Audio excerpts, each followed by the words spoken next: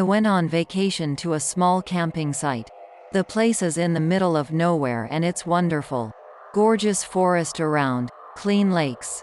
Not many people around. When you go for a walk, it's scary because of the lack of people. But I liked this place. You can always be alone and dream and think about life. One day while walking I stumbled upon a deaf path. You can see that not many people walk there. It's all overgrown with tall grass. I was curious as to where the path led. I walked for an hour till I came to a small house. I thought it was abandoned in such out-of-the-way place as it looked dilapidated. But as soon as I approached the house, the door opened, and a sweet old woman appeared on the threshold. "Hello," she said, "my daughter. I've been waiting for you for a long time. Do you want to come in and have a rest?" It is strange to hear such a thing from a stranger. I started to deny it. But my grandmother insists, hints that she needs a little help. I'm a city person, not used to that easily you can treat like one of your own. But I thought, this is a simple place. Maybe that's how people are supposed to communicate. I gave in to my grandmother's persuasion and went into the house. In general, I did there for her some trifling work. I threw the boxes on top of the closet, and screwed in a light bulb. As a reward for this, I was invited to tea. We are sitting at the table, where the main thing is a beautiful tubby samovar. Grandma made a delicious herbal tea. "What is such a beautiful woman's name?" the old lady asks me, as if in passing. "Agatha," I answered, sipping from my cup. "Nice name," smiled Granny.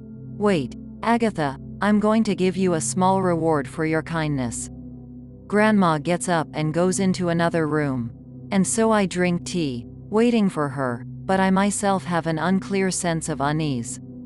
I understand that I do not like my grandmother, despite all his friendliness. As soon as she returned, I began to say goodbye to her. And she told me, "Wait, Agatha, I still need you to chop some wood, drag it all into the house, and I need to clean the house. In general, there is a lot to do, and until you do all not leave here." I explained to this strange old woman that she was not my stepmother, and in general, we are not in the fairy tale of Cinderella. I went to the exit, and the old woman calls me again.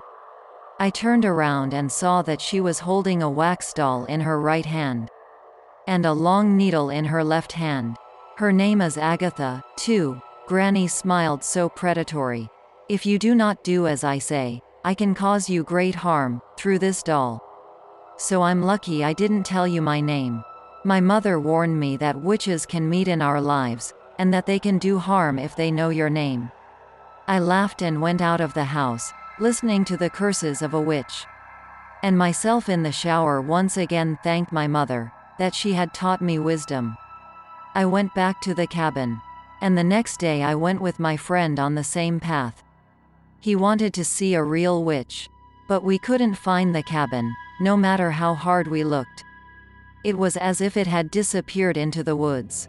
Thank you for watching and supporting me. Subscribe to the channel, there will be many more interesting things.